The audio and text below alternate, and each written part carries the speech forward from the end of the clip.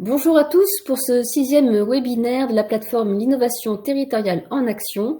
Et le thème du jour que l'on vous propose, c'est investisseurs et catalyseurs. Ensemble, accompagnons les projets de territoire.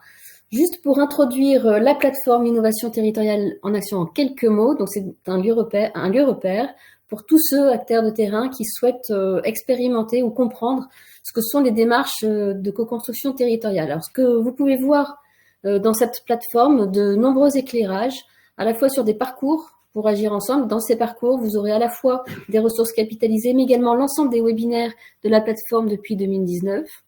Également, la compréhension de ce qu'est l'innovation territoriale et les besoins qu'il y a autour de l'innovation territoriale, toujours avec des documents de référence, des outils, méthodes et des webinaires.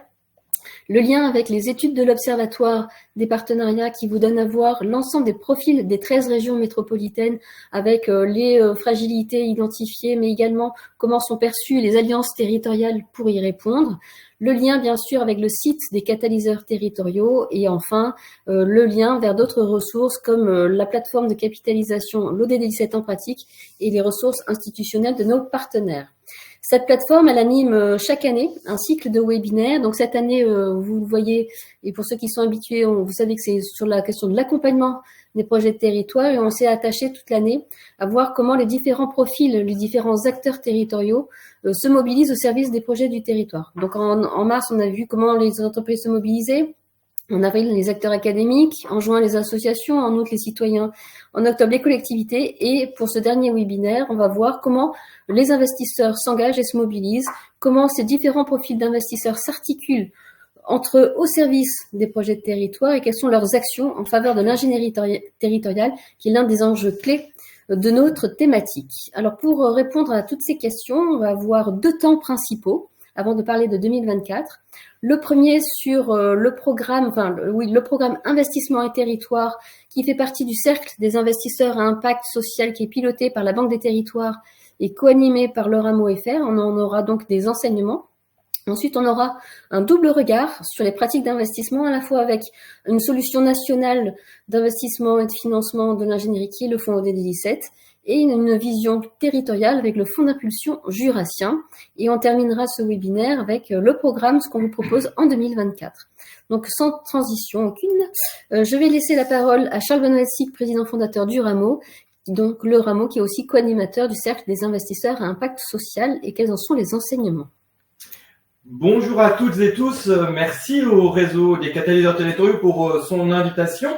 Alors effectivement, je suis très heureux d'être l'ambassadeur aujourd'hui du travail qui a été réalisé pendant 18 mois par le Cercle des investisseurs à impact social. Peut-être de rappeler que ce cercle a été créé par la Caisse des dépôts en 2016 pour réunir une trentaine d'investisseurs au profil très différent, puisqu'il s'agit à la fois d'investisseurs publics comme l'État ou la Caisse des dépôts, de philanthropes, de fondations. Il s'agit aussi d'entreprises dans des démarches innovantes de R&D sociétale, bien évidemment la finance à impact et puis les services financiers plus globalement. Et donc, chaque année, il y a un thème un peu particulier qui est traité pour pouvoir défricher entre profils d'investisseurs différents les sujets. Pourquoi est-ce qu'il nous semblait important d'avoir cet espace de dialogue ? Tout simplement parce que les projets d'innovation sociétale sont des projets qui sont à la fois plus risqués, dont la rentabilité est très spécifique, pour ne pas dire très inférieure à la logique économique puisqu'elle prend en compte d'autres valeurs, et puis aussi plus complexe à accompagner. Et il est donc intéressant de traiter les sujets un peu clés qui vont permettre aux investisseurs dans la diversité de leur profil de pouvoir partager leur expérience. Ça a été le cas sur les questions des territoires comme cette année, comme ça a pu être le cas sur la complémentarité des modèles socio-économiques ou sur l'évaluation ou sur l'accompagnement dans les années précédentes. Et effectivement, 2022-2023, nous avons eu tout un cycle investissement et territoire que nous avons eu le plaisir de co-animer avec FAIR sur la question des enjeux aux pratiques finalement.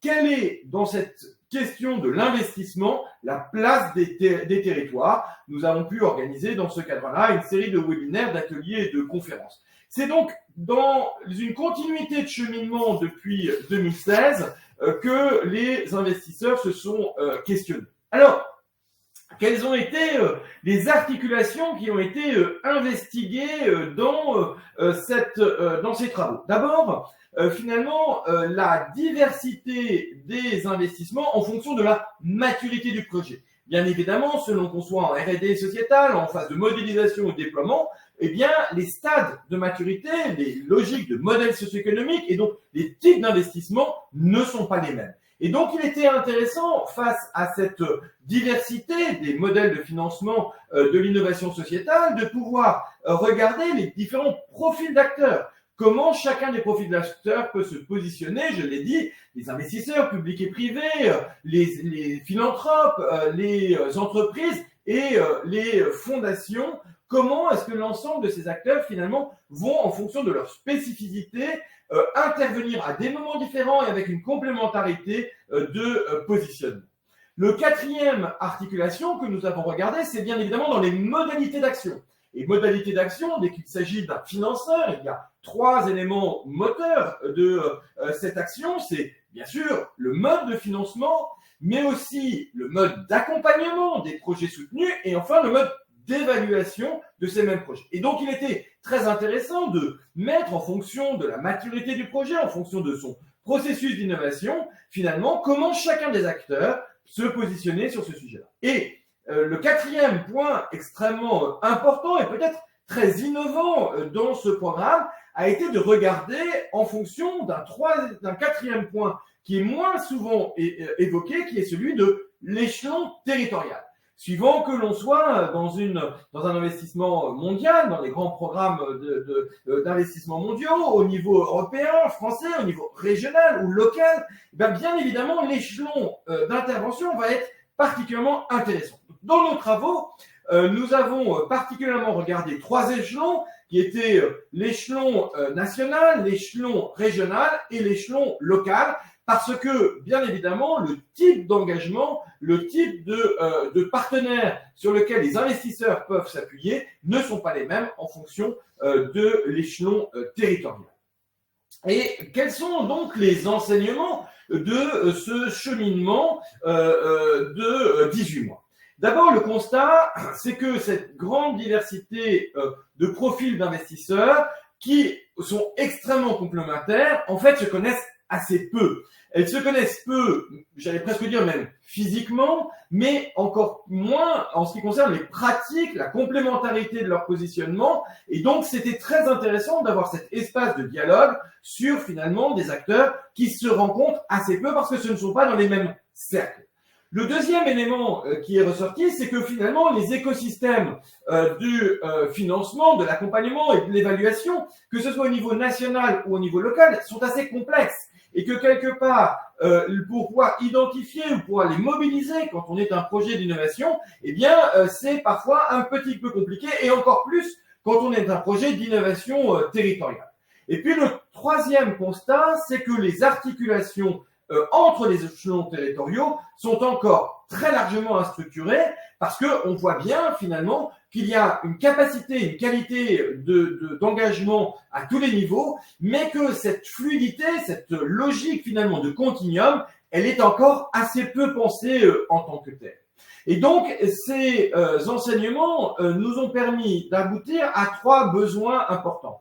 D'abord, celui de la lisibilité, de la visibilité, c'est-à-dire faire la pédagogie finalement de la diversité de ces offres et de ces positionnements pour montrer leur complémentarité et les rendre plus lisibles et visibles pour chacun. Le deuxième élément très important, c'est finalement l'utilité, l'importance de ces espaces d'interconnaissance interterritoriaux entre acteurs de profils différents et j'allais dire de façon informelle. Il ne s'agit pas de créer une xème lieu de débat institutionnel. Il s'agit bien de pouvoir développer de façon informelle les interconnaissances des enjeux et des pratiques de chacun et finalement l'espace qu'a constitué l'espace de 18 mois, ce cercle a permis de faire rencontrer des acteurs qui n'avaient pas l'habitude de se rencontrer, travailler ensemble et a donné envie de maintenir, de prolonger finalement ces temps d'interconnaissance. Et puis, le troisième point, très important, c'est le lien entre financement et accompagnement. C'était le commissaire général à l'investissement, Louis Schetzer, en 2015, qui avait dit lors d'un forum mondial Convergence où nous animions une table ronde sur justement la diversité des investisseurs, qui avait dit aujourd'hui un investisseur qui n'investit pas à la fois en financement, en accompagnement et en évaluation est un mauvais investisseur. Mais le commissaire général à l'investissement de l'époque avait aussi dit mais aujourd'hui, nous ne savons pas ni accompagner ni bien évaluer les projets les plus complexes. C'est vraiment dans ce sens que ce cercle est né et on peut se réjouir que depuis 2015, des progrès ont été faits sur la pédagogie dans les différentes formes d'ingénierie nationale et territoriale pour accompagner cette innovation au plus près des territoires, pour pouvoir valoriser le rôle et la complémentarité de chacun, et puis peut-être, et je crois que nous allons en parler dans quelques instants, pour financer cet accompagnement, parce que bien évidemment, le financement de l'accompagnement est surtout celui du premier kilomètre des besoins et souvent impensé là aussi des modèles d'investissement. On finance l'action, au mieux on finance la structure, mais on n'a pas encore la tradition de financer l'infrastructure qui permet finalement de maintenir ça au plus près de la diversité de nos territoires. Et ça, c'est un élément qui est réellement devant nous. Alors, pourquoi est-ce que c'était important pour nous de pouvoir vous en parler aujourd'hui? Parce que grâce à la mobilisation de faire durant ces 18 mois, eh bien, il y a eu une cartographie des acteurs de l'impact social pour répondre dès à présent sur la faculté de rendre plus lisible et visible la diversité des dispositifs qui existent, que ce soit des dispositifs de financement, les formations, les accompagnateurs, les têtes de réseau, les évaluateurs. Ce sont des écosystèmes différents et complémentaires. Et ce qui a été très intéressant et ce qui a été proposé par FAIRE, c'est que finalement, il y a eu un très gros travail d'investigation qui a été réalisé pour pouvoir faire cette première cartographie, mais c'est une cartographie vivante. Vous en voyez là le lien, et l'idée est vraiment de pouvoir mettre en débat cette cartographie qui est assez macro, qui est au niveau national, bien que très fine, mais justement de pouvoir la mettre en débat avec les acteurs de territoire pour voir comment ces acteurs plutôt identifiés au niveau national croisent les acteurs plutôt identifiés au niveau local. Et nous avons déjà, avec la présidence du département de l'Aude, imaginé comment pouvait être croisé finalement au regard de cette cartographie le fait de pouvoir se dire, et nous, quels sont les acteurs de financement, de formation, d'accompagnement, de tête de réseau, d'évaluateurs qui existent au niveau de notre département pour croiser et compléter finalement une dimension nationale avec une dimension territoriale. Et j'en arrêterai là pour cette partie-là. C'est vraiment la question de comment est-ce que on arrive à montrer la complémentarité entre les échelons, encore une fois, locaux, régionaux et nationaux. C'est un vrai challenge et nous remercions fortement FAIRE d'avoir contribué à cela. Alors, peut-être une fois ceci étant dit, l'importance de remettre dans le contexte d'une actualité qui est riche et débordante sur cette question de lien entre l'investissement et les territoires. D'abord parce que vous savez qu'au niveau national, la planification écologique invite maintenant que les éléments ont été cadrés à se dire comment vont être mis en œuvre de façon très concrète sur les territoires qui sont les lieux finalement de l'action, de la transition, et bien comment tout cela va pouvoir être mis en place. Et trois actualités, trois bonnes nouvelles pour nos territoires. D'abord, le Vademecum Coopérons qui a été lancé par l'ANPP Territoire de Projet à l'occasion du dernier Salon des maires, le 22 novembre dernier. Il montre combien nos collectivités territoriales, en l'occurrence les collectivités des territoires ruraux, sont déjà dans l'action, ont déjà des retours d'expérience à partager. Et il ne s'agirait pas de dire comment demain on invente, mais comment aujourd'hui on valorise et on s'appuie sur ce qui existe déjà. Parce que, effectivement, oui, ces notions de coopération, ces notions d'investissement locaux, cette capacité à inventer des solutions au plus près des territoires existent. Et je crois qu'un peu plus tard dans le webinaire, nous allons avoir une parfaite démonstration de ce qui se peut se passer dans notre belle région de Bourgogne-Franche-Comté. Le deuxième impulsion après les institutions, ce sont celles des médias avec une véritable pédagogie sur cette capacité à investir ensemble au plus près des territoires. Et dans la série Comment vas-tu bien la planète de l'éditorialiste Patrick Longchamp, la semaine prochaine, vous découvrirez dans les jeudis de l'ODD17 un podcast qui est dédié sur ODD17 et investisseurs sociétaux, investir au plus près des besoins, des fragilités et des envies d'engagement. C'est le 4e podcast. Nous avons eu les entreprises en septembre, nous avons eu les acteurs académiques en octobre, nous avons eu les collectivités territoriales en novembre. Et là, nous allons avoir, suite à ce webinaire, le podcast sur les investisseurs sociétaux et les territoires, comment accélérer la mise en œuvre de l'ODD17. Et puis, dernier acteur, mais non des moindres, l'acteur académique, extrêmement important, bien évidemment, pour porter cette connaissance commune. Et j'ai le plaisir de vous annoncer en avant-première que le 21 décembre sera publié par l'Institut pour la recherche de la Caisse des dépôts le 3e cahier de recherche économie et territoire sur le DD17 qui sera publié dans la suite logique des 2 cahiers de recherche qui ont été publiés suite à l'étude d'impact du Faire Alliance en France. Et donc, nous vous invitons bien évidemment à le découvrir. Ça sera lors du dernier webinaire du cycle 2023, CAP 2030, vers de nouveaux équilibres socio-économiques. Encore une fois, chère Élodie, nous pouvons nous réjouir de voir que au niveau des institutions, des médias et des acteurs académiques, comme au niveau des investisseurs, cette prise de conscience de l'importance de valoriser et d'investir dans l'innovation territoriale est prise en compte. Merci Charles Benoît. Et merci pour tout ce qui vient d'être dit et rappelé. Donc, on a vu que le cercle avait mis en évidence 3 besoins, dont un qui a reçu une réponse avec la cartographie de fer qui permet de rendre lisible et visible l'ensemble de l'écosystème de l'impact social. Et aujourd'hui, dans le webinaire, on voulait faire un focus sur le 3e besoin qui est l'ingénierie d'accompagnement. Comment on valorise et comment on soutient et on finance cette ingénierie d'accompagnement. Et c'est pour ça qu'aujourd'hui, on a 2 témoignages complémentaires. L'un du fonds ODD17, qui est une approche nationale innovante du financement et d'investissement dans l'ingénierie, et par ailleurs, côté territoire, avec le Cluster Jura, qui est un catalyseur de Bourgogne-Franche-Comté et qui pilote le fonds d'impulsion jurassien, donc une approche locale du financement et d'accompagnement. Donc 2 témoignages pour illustrer des solutions innovantes de financement et d'investissement dans l'ingénierie. Alors on va commencer par le fonds ODD17, qui normalement aurait dû être présenté par Frédéric Lemonnier, qui est délégué général de la Fondation GRDF, qui est copilote du fonds ODD17, et malheureusement, Frédéric a une grippe, donc il est au fond du lit et ne pourra pas prendre la parole à ce titre aujourd'hui, mais c'est pas grave, puisque Laura Meaux, qui est cofondateur du fonds ODD17, va pouvoir prendre la relève, et je me retourne aussi vers Charles Benoît pour nous présenter le fonds. Alors, rebonjour à tous. J'aurais bien aimé avoir l'allure de Frédéric Lemonnier, mais il vous aura pas échappé que j'ai un peu moins de cheveux et un peu plus de barbe.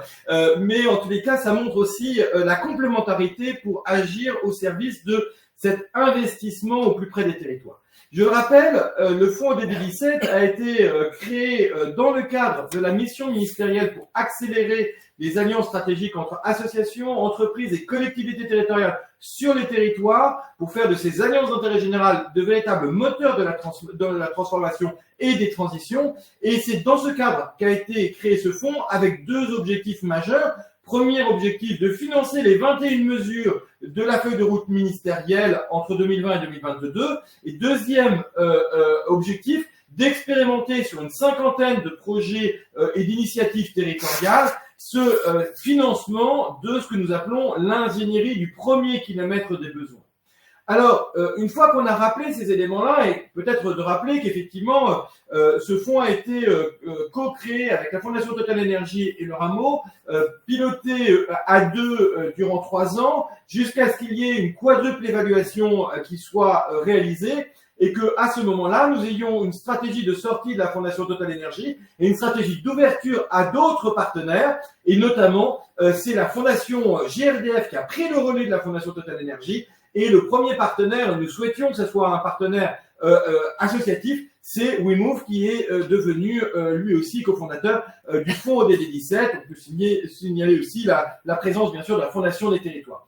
Ce fonds, je viens de le redire dans un instant, s'est réengagé pour 3 ans, 2023-2025, autour de 3 actions très concrètes. La première action très concrète, c'est d'investir dans cette innovation territoriale qui est portée par l'ingénierie du premier kilomètre des besoins. Et donc, nous avons investi, par exemple, dans la préfiguration de la Fondation territoriale du 44, dans l'émergence d'un PTCE Ciel à Montargis, dans le labo des partenariats de Strasbourg pour le développement notamment de ce tiers-lieu magnifique qui est la Tour Merveilleuse en plein cœur du parc national urbain. Voilà, je ne vais pas citer tous les projets, et notamment les 21 projets qui sont dans cette logique-là, mais pour nous, ce qui est très important dans cet investissement de l'innovation territoriale, c'est de donner du temps à la gouvernance, donc de financer ce temps de gouvernance pour pouvoir se projeter, ça c'est un point très important, de pouvoir financer de l'accompagnement, et notamment en partenariat avec le fonds I de la Caisse des dépôts et de l'État, et troisième élément, de pouvoir investir sur 10 ans à travers un contrat d'apport associatif avec droit de reprise sans intérêt sur 10 ans, pour pouvoir montrer à combien on croit à cette ingénierie du premier kilomètre, à cette capacité de l'innovation territoriale à prouver dans le temps toute la valeur finalement et l'importance de pouvoir prendre le temps de ce développement. Ça, c'est le premier outil d'investissement. Le deuxième outil d'investissement, c'est d'investir dans les données et dans les communs de données et de méthodes.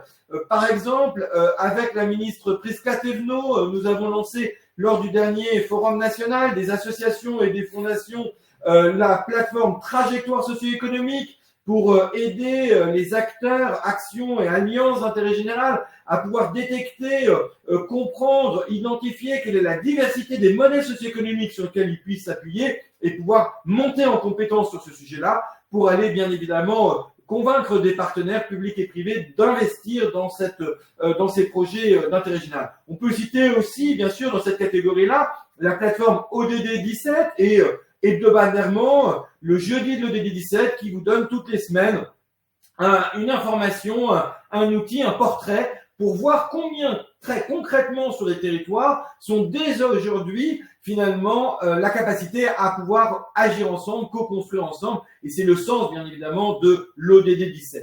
Donc investir très concrètement dans l'innovation territoriale. Deuxième point, investir dans les communs de données et de méthodes. Et le troisième point, c'est bien évidemment aussi investir dans les dispositifs d'intérêt général pour accélérer cette capacité à agir en commun et pour créer cette infrastructure du national au local. On peut citer notamment la Fondation des territoires, l'Observatoire des partenariats et, chère Élodie, bien évidemment, l'investissement que nous avons eu le plaisir de faire dans le réseau des catalyseurs territoriaux.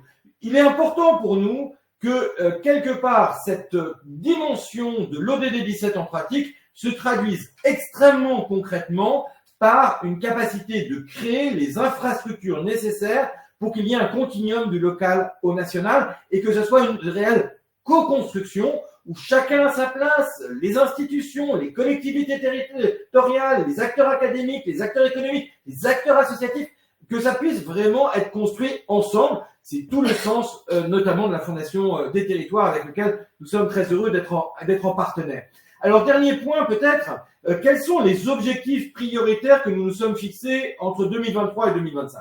3 objectifs prioritaires extrêmement importants. Le premier d'entre eux, c'est comment être aux côtés des projets de territoire, notamment dans nos petits et moyens territoires. C'est absolument essentiel d'avoir une approche diversifiée d'un territoire à l'autre, de ne pas vouloir standardiser, mais au contraire valoriser la diversité de ces territoires. D'où, par exemple, le programme Chef de projet Innovation territoriale, dans lequel nous sommes très engagés, et le fonds ODD17 finance ce programme pour savoir comment on accompagne les collectivités territoriales dans leur capacité à mettre en œuvre des projets de territoire qui assurent les transitions en mobilisant toutes les énergies.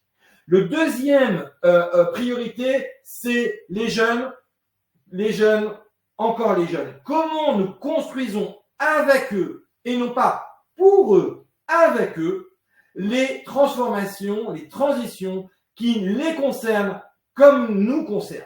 Et il est très important aujourd'hui, vraiment, de pouvoir prendre à quel point cette mobilisation des jeunes est au cœur de notre capacité de réussite collective.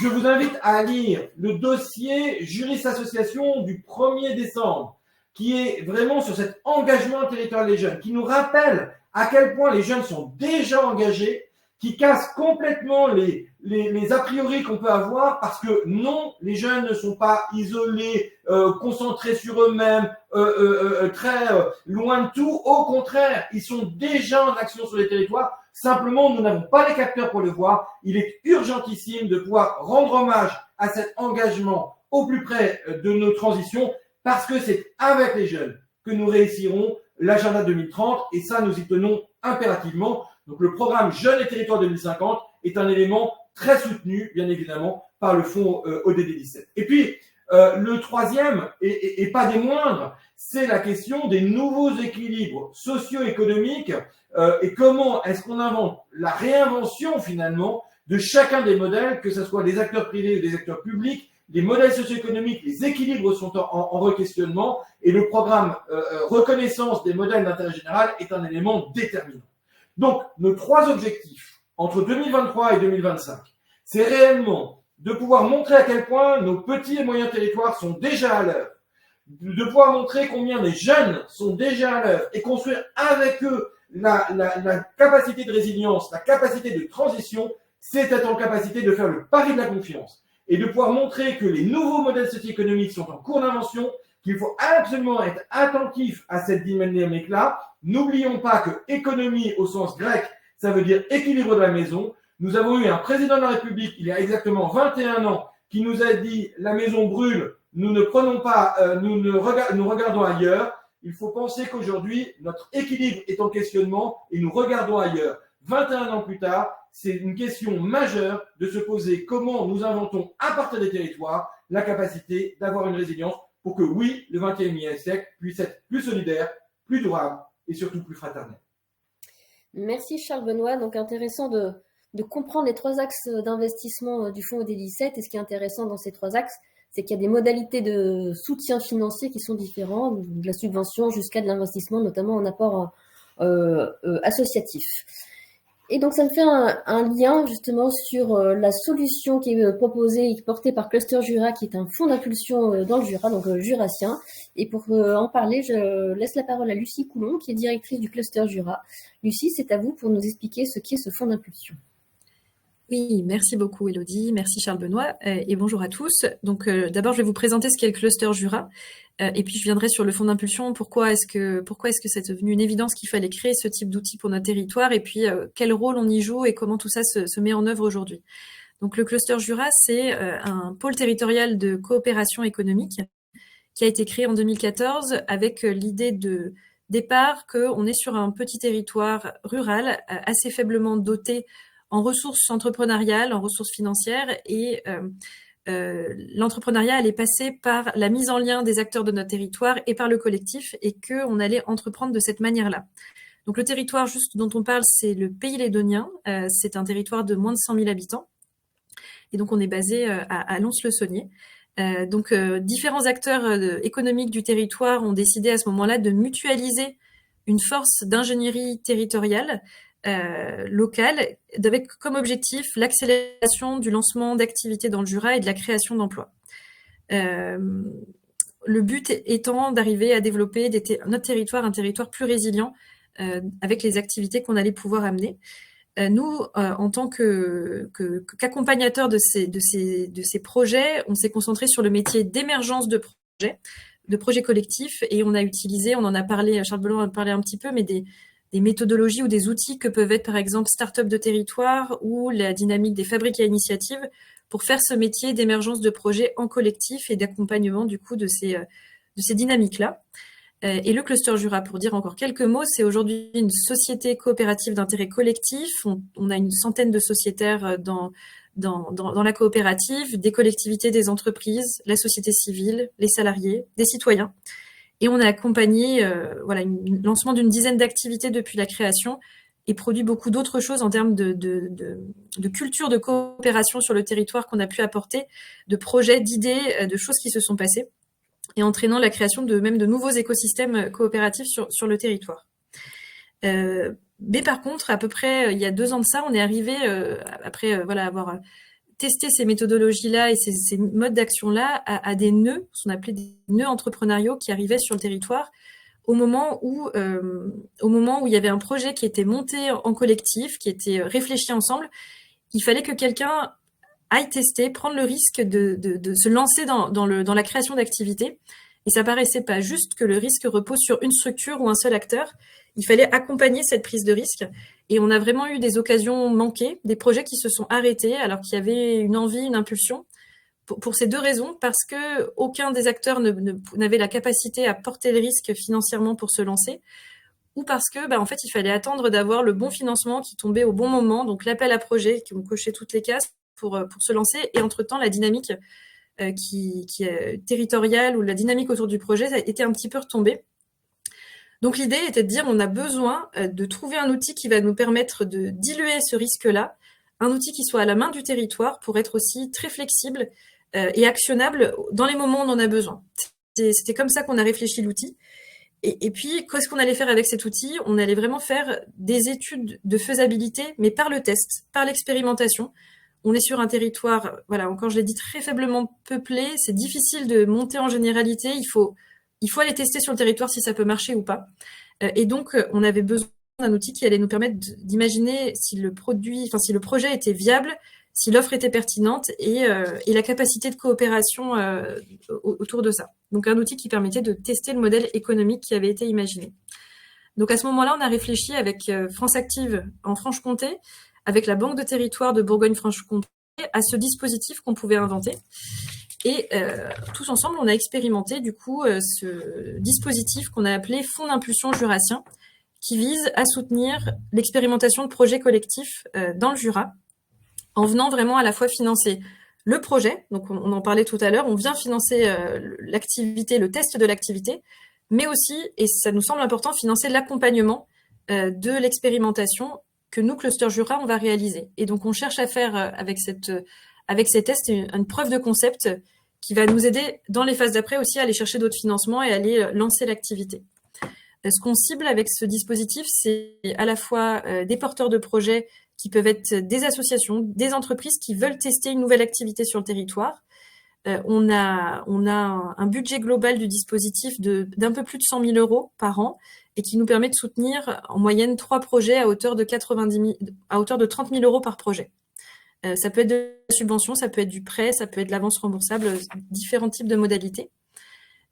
Et pour aller un tout petit peu plus loin, ce dispositif, c'est vraiment en fait 2 dispositifs ensemble. C'est France Active Franche-Comté qui a le dispositif Fonds de confiance qui le met à disposition pour pouvoir notamment rémunérer le temps du développeur qui va aller porter et tester la solution. Et un autre dispositif qui est l'association agréée des mécènes du Fonds d'impulsion jurassien qui vient plutôt intervenir sur tous les investissements qui sont nécessaires à la réalisation du test et l'accompagnement, et qui vient rémunérer cette partie-là. Et on réunit dans l'association des mécènes du Fonds d'impulsion jurassien à la fois des PME du territoire qui souhaitent participer au développement du territoire de cette manière-là, des entrepreneurs engagés qui ont déjà entrepris sur le territoire et qui veulent aussi rendre au territoire. On a aussi allé chercher des fondations d'envergure un peu plus nationale et qui nous soutient, surtout sur une phase où on est quand même beaucoup encore dans l'expérimentation du dispositif et on avait besoin de ce soutien. Je remercie notamment la Fondation Entreprendre qui nous a suivis sur cette intuition dès le départ et la Fondation RTE sur le soutien à des projets en ruralité. Et voilà, et notre but aussi à travers ça, c'est de construire une philanthropie de territoire et de mettre autour de la table des acteurs qui veulent que notre territoire, le Jura, se développe, que des activités nouvelles arrivent et qui ont bien conscience que ça doit passer par du financement, de la prise de risque en commun à des moments d'émergence de projets, parce que sinon personne d'autre ne viendra le faire, quoi. Donc ce dispositif, il existe depuis 1 an maintenant. On a déjà eu une première expérimentation et on est en train de lancer la deuxième.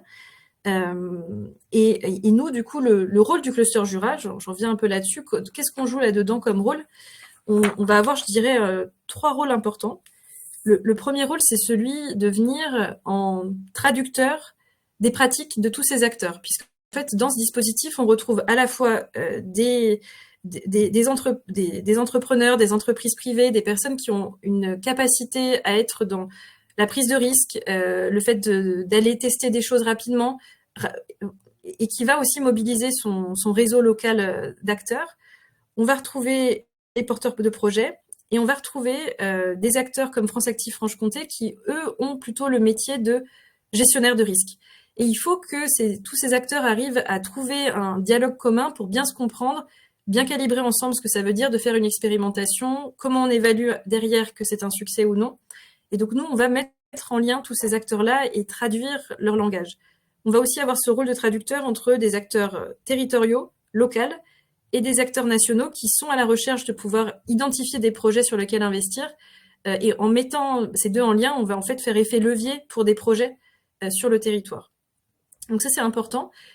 Je dirais qu'on a aussi un rôle d'animateur et de mise en dynamique de tout ce monde-là, parce on a déjà vu des fondations territoriales sur nos territoires, mais très vite, les choses s'essoufflent s'il n'y a pas une animation permanente, si on n'amène pas des projets, si on n'implique pas ces mécènes, ces financeurs dans nos projets, ils deviennent un peu loin de tout ça, et puis très vite, la dynamique s'essouffle, et ça, au bout d'un an ou deux, ça retombe. Donc on a un rôle très important dans l'animation de tous ces acteurs pour que la dynamique se poursuive, qu'il y ait des projets et qu'il y ait des financements derrière dans tout ça. Et puis le dernier rôle qu'on a, c'est le rôle d'accompagnateur, qui est le métier de Cluster Jura, de venir vraiment au démarrage du projet pour les aider à bien identifier ces indicateurs de succès de l'expérimentation, accompagner dans le quotidien le suivi des projets, et puis accompagner dans ce qui va sortir après, vers la mise en lien avec d'autres partenaires pour aller sur l'étape supérieure de lancement d'activité et développement du projet. Donc c'est ce triple rôle-là que je pense on peut résumer comme on est un catalyseur, comme l'ont indiqué Élodie et Charles Benoît, qui font que par notre action, on vient soutenir les projets et développer notre territoire, et on revient bien dans la mission première de pourquoi Cluster Jura aussi avait été créé, de développement de notre territoire, développement d'activité. Je m'arrête là. Merci.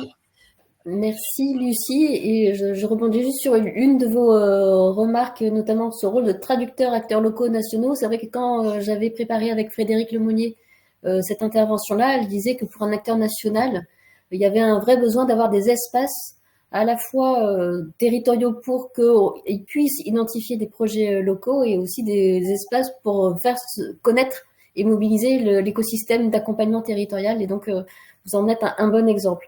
Il y a dans le fil de questions, une question pour vous, Lucie. On reste sur Cluster Jura, où Georges Combi demande comment on peut mettre en place le fonds d'impulsion jurassien, mais sur un autre territoire. Est-ce qu'il y a de la réplicabilité? Est-ce qu'il y a des conditions possibles pour répliquer ça? Je pense que ce type de dispositif, déjà, ne peut être que porté par des acteurs présents sur un territoire.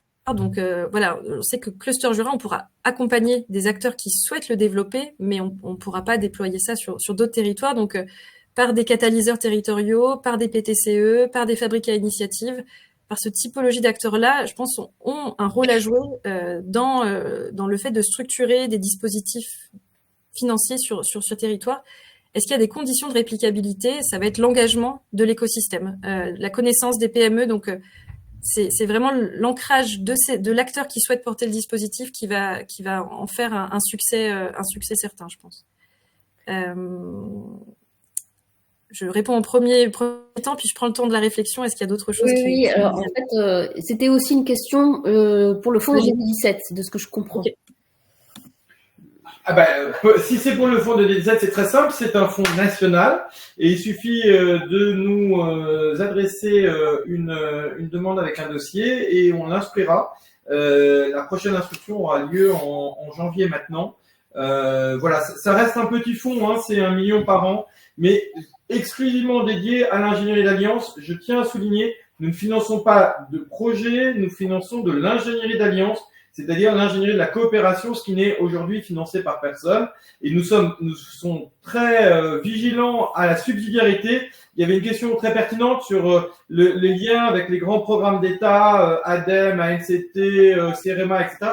Bien sûr, on travaille avec l'ensemble de ces acteurs. Je rappelle que ce fonds a été créé dans le cadre de la mission ministérielle pour accélérer les alliances d'intérêt général, où plus d'une centaine d'acteurs publics et privés ont co-élaboré la feuille de route de 21 mesures qui a été mise en place entre 2020 et 2022. Donc tout ça est bien évidemment l'objectif, c'est vraiment de partager entre acteurs. Il y avait aussi une question bien évidemment sur la fabrique des transitions, l'assemblée des partenaires la semaine prochaine. Bien sûr, nous y serons. Vraiment, l'objectif de tout cela, c'est de pouvoir apporter le financement là où il n'est pas apporté aujourd'hui, c'est cette ingénierie du lien.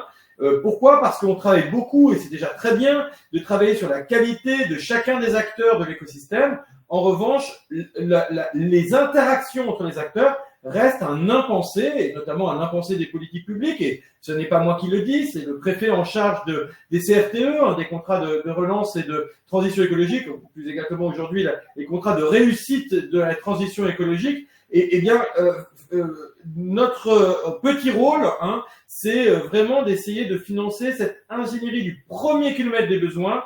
Et donc, bien évidemment, si un territoire a un projet où il n'arrive pas à trouver un partenaire là-dessus, on regardera avec très grande attention cette logique. Nous avons dans la nouvelle phase 2023-2025 déjà 21 projets qui ont été soutenus. Donc, comme je le disais, une cinquantaine dans la période probatoire 2020-2022. Donc, on est toujours à l'écoute des projets. Il y a justement, toujours dans le même sujet, Georges qui continue en disant qu'il n'a pas trouvé le dossier à remplir. Et c'est normal parce qu'il n'y a pas de dossier à remplir, puisque par définition, l'ingénierie d'alliance, c'est pas des dossiers à remplir, c'est réellement une capacité d'expliciter son projet. Et donc, vous avez la charte d'engagement réciproque du Faire Alliance qui a été signée avec la ministre Prisca Thévenot en présence du président de l'ADEME, Sylvain Wasserman, le 18 octobre dernier. Il suffit de rentrer dans cette charte, c'est-à-dire si effectivement les 7 principes de cette coopération, les 7 modalités d'action et les 7 moyens vous intéressent, eh bien, faites-nous le savoir. En revanche, on n'est pas dans une logique normative et bien évidemment, ce fonds a été dans ce qu'expliquait Lucie pour pouvoir être une sorte de logique intermédiaire entre tous les appels à projets qui existent, qui sont fabuleux et qui financent plein de choses, mais qu'est-ce qu'on fait quand on tombe pas dans un appel à projet ? Eh bien, c'est pour ça qu'on a créé le fonds ODD 17. Et encore une fois, en revanche, ce qui nous intéresse, c'est vraiment le premier kilomètre des besoins. Et je rappelle, c'est les petits et moyens territoires, c'est l'engagement des jeunes et c'est les nouveaux modèles socio-économiques, mais à partir d'une invention territoriale. Donc ça, j'insiste très lourdement, c'est ça qui va nous intéresser. Il y a plein de programmes pour financer les programmes nationaux. Nous, on est vraiment sur les programmes locaux. Et n'hésitez pas à poser vos questions. En tout cas, Lucie, vous avez de nombreux admirateurs derrière l'écran. Peut-être une question justement pour vous. Vous parliez tout à l'heure de dispositifs, notamment celui des mécènes pour mobiliser les PME ou les acteurs économiques au sens large. Est-ce que vous pouvez nous faire un retour d'expérience parce que on a eu de nombreux retours disant c'est pas toujours simple de mobiliser les entreprises, notamment les PME, sur un territoire. Vous, c'est quoi votre retour d'expérience ? Oui. Alors, pour le dire, déjà, on est une SIC, une société coopérative d'intérêt collectif. On a déjà dans notre sociétariat un certain nombre de PME, d'entreprises locales, et le cluster Jura est né de leur volonté à eux de mutualiser une force d'ingénierie et de développement du territoire. Donc, on était déjà très implantés sur le territoire. Ce qui intéresse les PME et ce qu'on voit quand on organise des comités d'engagement ou des revues projets, c'est les projets. On les attrape par les projets. Les PME, elles n'ont pas envie de comprendre la complexité totalement de nos métiers. Elles nous font confiance là-dessus. Ce qu'elles veulent, c'est des projets, c'est pouvoir y participer, c'est pouvoir donner leur avis, c'est pouvoir accompagner les porteurs de projets.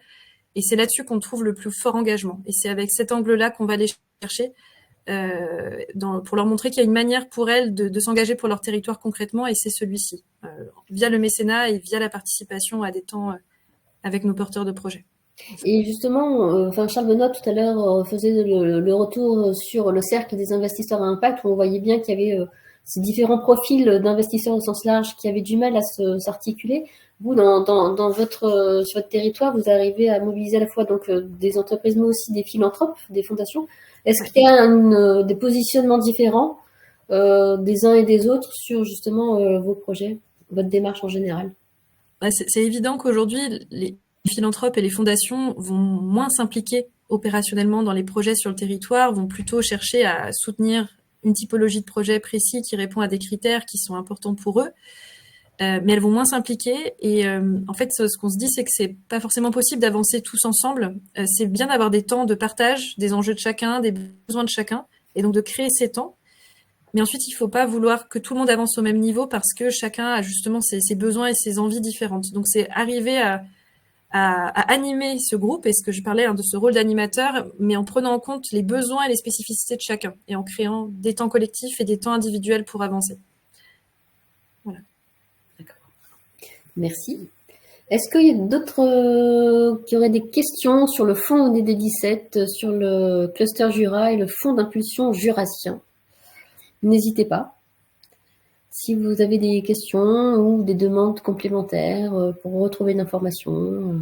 C'est maintenant ou jamais. C'est ça. C'est le dernier webinaire de l'année. Et donc, c'est le moment ou jamais si vous avez des questions sur tout ce qui est charte d'engagement réciproque du Ferranos. Ah, ben, je vois qu'il y en a qui suivent bien. Bravo.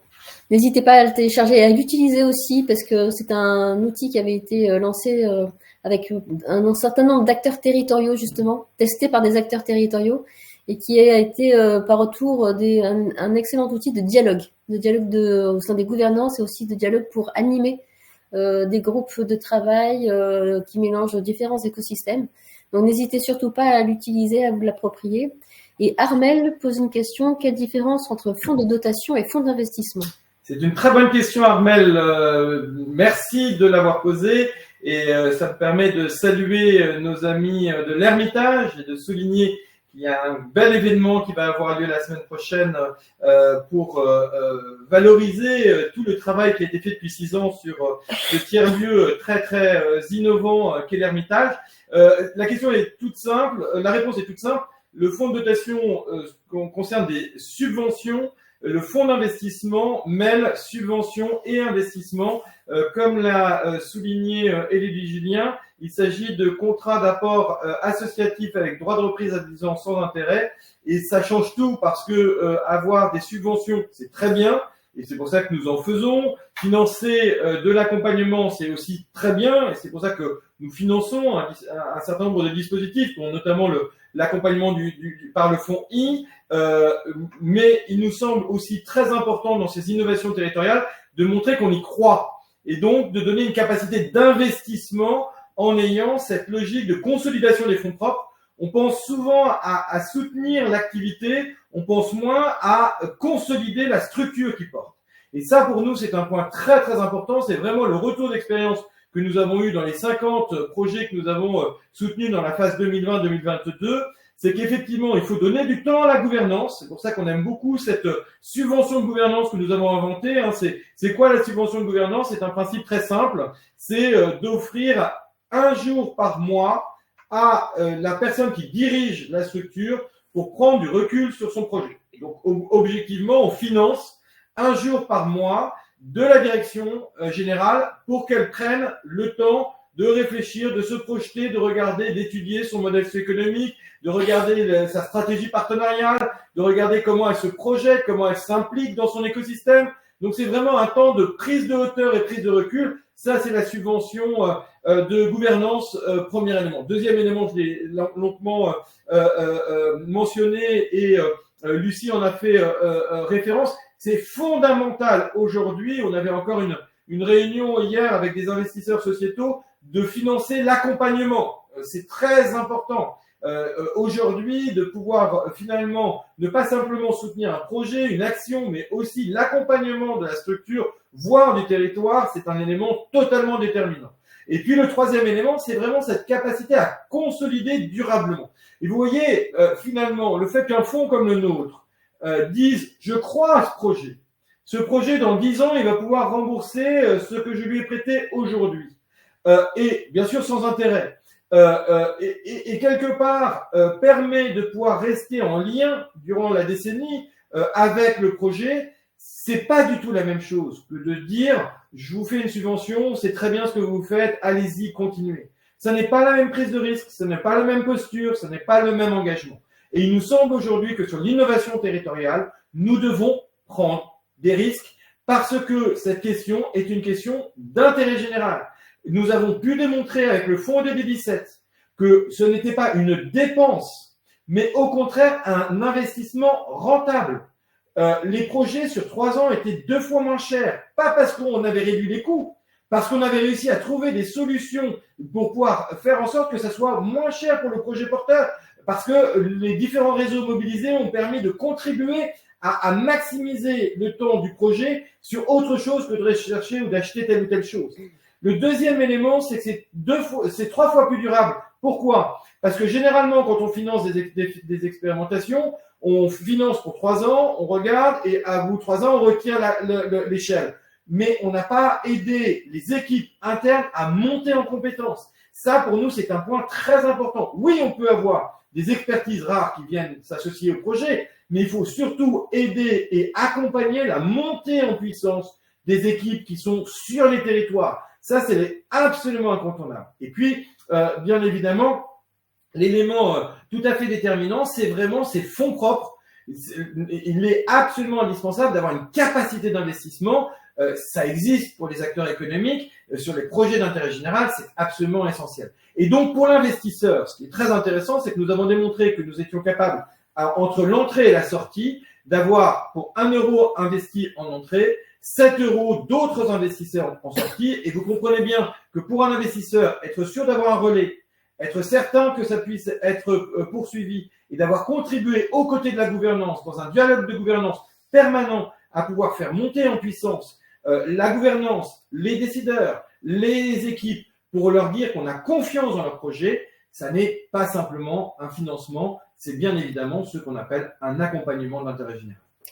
Merci Charles Bonnin. Alors une question pour Lucie de la part de Fanny Lepoivre qui représente la Fondation territoriale Loire-Atlantique qui demande, concernant les mécènes, quelle est la durée de leur engagement et le ticket d'entrée moyen? Oui. Ou une fourchette. Oui. Alors, nous, on a essayé de concevoir le fonds pour 3 ans. Donc, la plupart des mécènes ont investi, sont mécènes sur 3 années. Et le ticket d'entrée, ça va vraiment de 1 000 euros pour des fois des mécènes citoyens engagés, jusqu'à 20 000 euros. C'était ça les différents tickets. Et donc, la majorité ont donné 5 000 euros. Donc, on a réuni une dizaine d'acteurs autour de nous pour les 3 années de fonctionnement de ce fonds en amorçage et en expérimentation de ce fonds-là. Et peut-être la part entre le fonds de confiance et le fonds mécène, en termes d'enveloppe? Ouais, c'est 50-50 qu'on attribue à un projet. 50% des fonds vient du fonds de confiance France Active, 50% des mécènes. Et Armel Devine, toujours de l'Ermitage, quel est l'intérêt de créer un fonds plutôt que de réserver une enveloppe de la SIC au développement territorial via des prises de capital? Et ben en fait, nous, la SIC, on n'est pas éligible au mécénat. Donc, on ne peut pas aller chercher des fonds auprès des entreprises sous ce format-là et on ne peut pas aller chercher des fonds de fondation.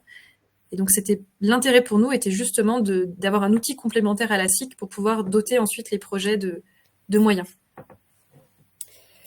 Je crois que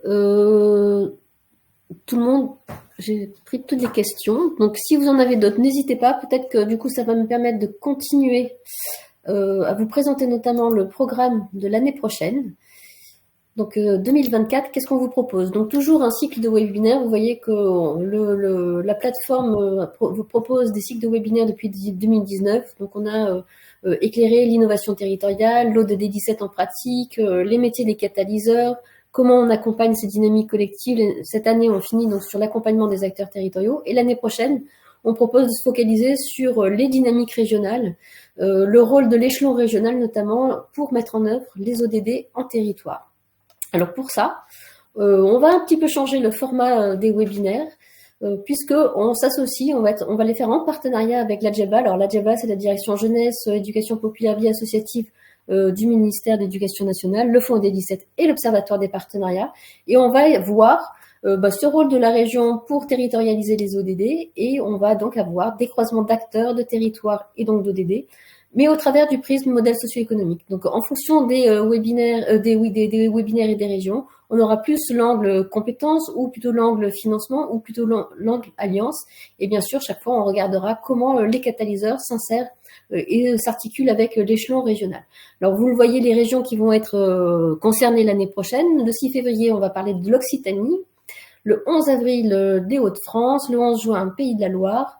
Le 29 août, Grand Est. Le 10 octobre, la région. Et le 5 décembre, la région Bourgogne-Franche-Comté.